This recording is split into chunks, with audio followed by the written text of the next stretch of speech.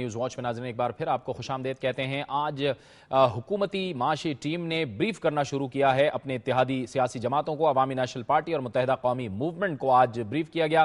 متحدہ قومی موومنٹ کے وفد میں بھی اہم ارکان شامل تھے، جن میں بابر غوری اور ڈاکٹر فاروق ستار شامل تھے۔ اس کے ساتھ ساتھ عوامی نیشنل پارٹی کے وفد کو بھی آگاہ کیا گیا۔ اس وقت جو پاکستانی معیشت کو خطرات درپیش ہیں، اور ظاہر ہے کہ حکومت کے لیے یہ ایک بڑا چیلنج ہے کہ وہ کس طرح سے ان معاشی چیلنجز سے اور ان معاشی خطرات سے نبرد آزما ہوتی ہے۔ گڈ گورننس کا ہونا بھی انتہائی ضروری ہے۔ آج حکومت نے اپنے اتحادیوں کو اعتماد میں لیا۔ اس وقت ہمارے ساتھ ٹیلی فون لائن پر موجود ہیں عوامی نیشنل پارٹی کے سیکرٹری اطلاعات زاہد خان۔ بہت شکریہ زاہد صاحب، آپ یہ فرمائیے گا کہ کن مشکلات کا ذکر کیا گیا آپ کے ساتھ حکومت کی طرف سے، اور آپ کی کیا تجاویز تھیں؟ اقبال صاحب، وہ سارے باتیں تو آپ کو پتہ ہے کہ بتا نہیں سکتے۔ وہ باتیں بتائیں گے جو قوم ملک کے مفاد میں ہوں گے، جو وہ نہیں ہے تو وہ تو ہم ابھی سامنے نہیں لا سکتے۔ آپ کو یاد ہوگا کہ 89 میں ایک کمیٹی بنی تھی جو 9 مہینے تک چلتی رہی۔ جو باتیں وہ تھی قوم کو بتانے کے لیے آ رہی تھی اور جو نہیں تھی وہ نہیں آتی تھی۔ تو آج تو صرف ہمیں بریفنگ ملا، وہ اس بریفنگ پہ ہمارے بھی اپنی بات ہوگی۔ اب ہم اپنی میٹنگ بھی کریں گے، ہم اپنی سجیشن دیں گے، وہ وہاں سے جو ان کی ادھر بات ہوگی۔ اور جو مشکلات ہے وہ تو ظاہر ہے، وہ تو قوم کے سامنے ہے۔ مہنگائی ہے، بے روزگاری ہے، اور لینڈ آرڈر کی سچویشن ہے۔ یہ تو بڑے اہم ایشوز ہے، اور یہ سارے ایشوز ڈسکس ہوئے اور ڈسکس ہوتے جائیں گے۔ لیکن اب یہ بات ہے کہ یہ پہلے بار انہوں نے اپنے اتحادیوں کو اعتماد میں لیا، اور یہ اس سے ہمیں بریفنگ دی، اور امید ہے کہ حکومت جو موجودہ حکومت ہے اس کی کوشش ہے کہ وہ اپوزیشن اور اپنے اتحادیوں کو لے کر چلے، اور آگے جو قوم ملک کی جو مشکلات ہے، جو فائنینشلی ہے یا لینڈ آرڈر کی ہے، یہ سارے یہ مل بیٹھ کر ان کا کوئی نتیجہ نکلے گا۔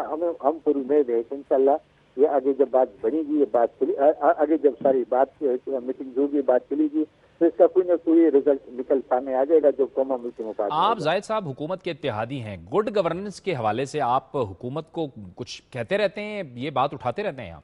دیکھیے جی، یہ تو اب بھی خاص باتیں تو ہوتے رہتے ہیں، لیکن یہی ہے کہ چونکہ اب ایک بات ایسے بنی ہے کہ جو کمیٹیز بنی ہے، اور ظاہر ہے کہ ایک ایجنڈا بھی اپوزیشن سے آیا ہے جو حکومت اور اپوزیشن کے بیچ میں ڈسکس ہوگا، پھر وہ ادھر بھی ڈسکس ہوگا۔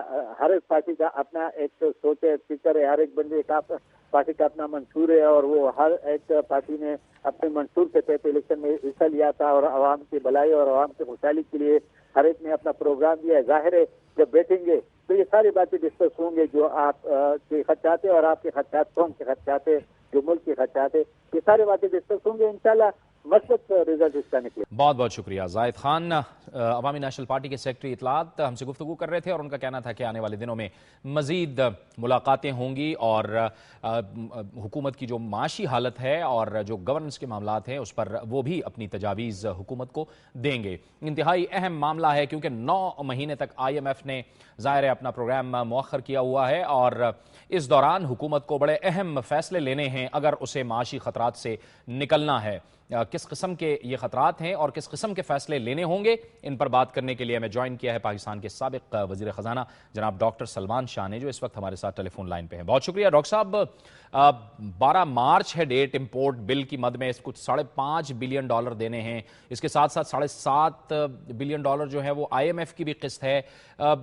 حکومت کو ادراک ہے ان سارے معاملات کا جو اس وقت وہ سر جوڑ کے بیٹھ گئی ہے، اور کس طرح سے بہتر ہو؟ جی آئی تھنک اس کے ساتھ ساتھ کیونکہ یہ ڈے ٹو ڈے بیسس پہ ہوگا، تو یہ بھی دیکھنا پڑے گا کہ وہ 5 بلین جب آؤٹ فلو امپورٹس کی ہو رہی ہے تو اس وقت ایکسپورٹس کی کوئی انفلو بھی ہو رہی ہے یا نہیں، اور اس کا جو پھر ڈفرنس ہوگا اس میں ایکسپورٹس کا بھی ہوگا، ریمیٹنسز کا بھی ہوگا، اور کوئی فورن انویسٹمنٹ ہے اگر تو وہ بھی، تو اس کے بعد جو ڈفرنس ہوگا وہ پھر پاکستان کو فائنینس کرنا پڑے گا، اور اگر کوئی فائنینس نہیں ملے گی تو وہ پھر آپ کے ریزروز کو اسی اماؤنٹ سے ریڈیوس کرنا پڑے گا۔ اچھا ڈاکٹر صاحب، یہ اکنامک اسسٹنس کے لیے بھی ظاہر ہے کہ ایک تو ٹرانسپیرنسی، دوسرا ٹرسٹ کا ہونا بڑا ضروری ہے، یعنی آبویسلی گڈ گورننس بھی۔ آپ کو لگ رہا ہے کوئی اکنامک اسسٹنس آنے کی توقع ہے کچھ؟ دیکھیں یہ جو کولیشن سپورٹ فنڈ ہے اس کی کچھ آؤٹ اسٹینڈنگز ہیں، اگر وہ کچھ آ جاتی ہیں اور کوئی اس دوسری کوئی سورس، تو اب آئی تھنک کہ کوئی ایسی توقع نہیں ہے، کیونکہ جب تک IMF کا پروگرام جو ہے وہ ہولڈ پہ ہے، تو اس وقت تک دوسرے IFIs بھی جو ہیں وہ بھی اپنی فائنینسنگ نہیں کرتے، اور آئی تھنک اس وقت فورن انویسٹمنٹ بھی نہیں ہو رہی، کوئی پرائیویٹائزیشن کی پروسیڈز جو ہیں وہ بھی نہیں کوئی خاص آ رہی. تو آئی تھنک کہ یہ ڈپینڈ اب کرے گا کہ ریزروز کتنے ہٹ لیتے ہیں. اچھا، لیکن ریزرو تو ظاہر ہے جو $17 ارب سے زائد ہم بتا رہے ہیں ڈاکٹر صاحب، اگر آپ جیسے فرما رہے ہیں کہ امپورٹ بل ہے اور IMF کی جو قسط ہے وہ ہمیں پھر ظاہر ہے کہ ریزرو سے ہی نکالنا ہوگا، اس کا پھر جو مجموعی اکانومی ہے وہ تو پہلے ہی گھٹنوں پر ہے، اس پہ مزید کیا اثر ہو سکتا ہے؟ تھنک یہ تو اب کیونکہ اب 9 months کا ایک قسم کا آپ کو IMF کا پروگرام سسپینڈ ہوا ہے، تو میرا ازمپشن ہے کہ اس وقت تک آپ کو کوئی ری پیمنٹس نہیں آئیں گی IMF کی، بٹ باقی ری پیمنٹس تو نارملی ہوتی چلی جائیں گی. سو جو آپ کا ٹریڈ امبیلنس ہے وہ آپ کو فائنینس کرنا پڑتا ہے، اور اگر وہ فائنینس جو ہے ٹریڈ امبیلنس میں ریمیٹنسز جو ہیں وہ کچھ اس کو کم کرتی ہیں، اور اس کے بعد آپ کی جو فائنینسنگ آتی ہے، تو آئی تھنک کہ وہ فائنینسنگ اگر اویلیبل نہیں ہوگی تو پھر یہ آپ کے گریجولی جو ریزرو 16 بلین کے قریب ہیں وہ کم ہونا شروع ہوں گے.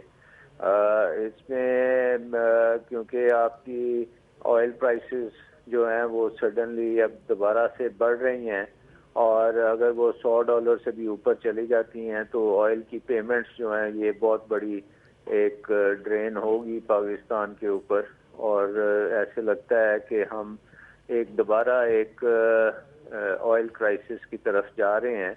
جو نومبر 2008 میں ہوا تھا وہ اب دوبارہ سے سامنے آ رہا ہے، اور کیونکہ ہمارے پاس اس وقت انرجی کی ڈومیسٹک سورسز نہیں ہیں، ہم ہیویلی ڈپینڈنٹ ہیں امپورٹڈ آئل پہ، تو وہ پیمنٹس جو ہیں وہ ہمارے ریزروز کے لیے بہت بھاری ثابت ہوں گی.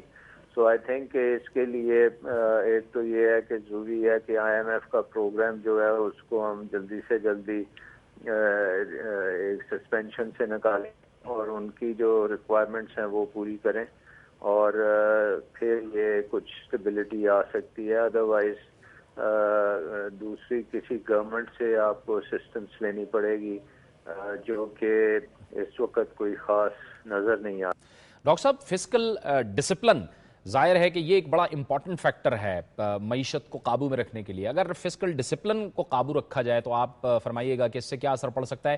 کیونکہ ہم نے دیکھا ہے کہ آپ کی گورنمنٹ نے، جب آپ وزیر خزانہ تھے تو آپ نے بڑے سخت اقدامات لیے تھے، اور جو فسکل ڈسپلن تھا یہ تقریباً 2.4% تک آ گیا تھا. کیا اس کی وجہ ریونیو موبلائزیشن تھی جو تقریباً $300 ارب سے لے کے $600 بلین تک تھی، یا اور بھی اس کے کچھ فیکٹرز تھے، کچھ اور بھی وجوہات تھیں؟ دیکھیں، گورننس تو ایک اس حکومت کا ٹریڈ مارک ہے کہ وہ خاصی غلط گورننس ہو رہی ہے، اور کرپشن کے بھی ایشوز جو ہیں وہ بار بار اجاگر ہو رہے ہیں، اور کریڈیبلٹی اس طرح سے حکومت کی خاصی مجروح ہوئی ہے. تو آئی تھنک کہ اب یہ اسی طرح ہی کام چلے گا اگلے 1-2 سال، جب تک کہ کوئی نئے الیکشنز نہیں ہوتے اور کوئی نئی گورنمنٹ جو کہ ہوپ فلی کریڈیبل گورنمنٹ آئے، تو اس وقت تک تو یہ آئی تھنک اسی کرائسس موڈ میں ہی ہم چلتے رہیں گے. ڈاکٹر صاحب، اگر معاشی صورتحال یہی رہی، کوئی اکنامک اسسٹنس نہیں آتی، اور ظاہر ہے کہ جو ہمارے ریفارمز ہیں ان کو بھی ہم نہیں کر پاتے، تو کیا ہم تیونس جیسی صورتحال کی جانب بڑھ رہے ہیں کیا؟ دیکھیں، ان میں دونوں سائڈیں ہوتی ہیں. ریونیو سائڈ پہ بھی آپ کو کام کرنا پڑتا ہے، اور آپ کو ایکسپینڈیچر سائڈ پہ بھی کام کرنا پڑتا ہے. اور ہم نے خاصے ایکسپینڈیچرز جو تھے وہ فریز کیے ہوئے تھے، یعنی کہ وہ ہر سال ہم اس کو نہیں بڑھنے دیتے تھے، اور اس کے ساتھ ساتھ ریونیو میں بھی خاصی امپروومنٹ تھی. آپ کو یاد ہے کہ 300 ارب کے ریونیوز جو تھے ان کو 3-4 گنا زیادہ کر دیا، اینڈ 2007 تک وہ 1 ٹریلین سے آگے نکل گئے تھے. اور اس وقت ایک دوسری بات یہ تھی کہ ہمارا قرضوں کا بوجھ بہت کم ہو چکا تھا، اور قرضوں کے بوجھ میں 2007 میں تقریباً 370 بلین کا سود کی ہوتا تھا جو ایکسپینڈیچر ہے، اور آج وہ تقریباً 850 ارب پہ پہنچ چکا ہے، کیونکہ گورنمنٹ کی جو ڈیٹ پالیسی ہے اور جس میں انٹرسٹ ریٹس کا بڑھنا اور جس میں ڈی ویلیویشن ہونا اور جس میں بہت زیادہ قرضے لینے، اس سے قرضوں کا بوجھ پاکستان کی اکانومی یا پاکستان کے بجٹ پہ خاصا زیادہ ہوتا گیا۔ بہت بہت شکریہ جناب ڈاکٹر سلمان شاہ، پاکستان کے سابق وزیر خزانہ ہم سے گفتگو کر رہے تھے، اور ان کا کہنا تھا کہ پاکستان پر ظاہر ہے کہ قرضوں کا بوجھ بھی بڑھتا چلا جا رہا ہے، اور آنے والے دنوں میں پاکستان کے لیے جو معاشی چیلنجز ہیں وہ سنگین سے سنگین تر ہوتے چلے جا رہے ہیں۔ امپورٹ بل ہے وہ بھی دینا ہے، اور اس کے ساتھ ساتھ آئی ایم ایف کی قسط بھی دینی ہے، اور جبکہ آئی ایم ایف پہلے ہی 9 ماہ تک ظاہر ہے حکومت کو وقت دے چکا ہے۔ ایسی صورتحال میں حکومت کو بڑے اہم فیصلے لینے ہوں گے، اور گڈ گورننس اور کرپشن کو ہر صورت ختم کرنا ہوگا۔ جن جن اداروں میں کرپشن ہو رہی ہے اس میں ملوث افراد کے خلاف بہر صورت کارروائی کرنی ہوگی۔ آج حکومتی ٹیم نے بریف کیا ہے اپنی اتحادی جماعتوں کو، عوامی نیشنل پارٹی کو، اور اس کے ساتھ ساتھ متحدہ قومی موومنٹ کو۔ متحدہ قومی موومنٹ کیا کہتی ہے اور ان کی کیا تجاویز ہیں، اس پر ہم بات کریں گے، لیکن وقت وہ چاہتا ہے یہاں پر ایک بریک کا، اور بریک کے بعد ہوں گے ہمارے ساتھ متحدہ قومی موومنٹ کے سینئر رہنما بابر غوری۔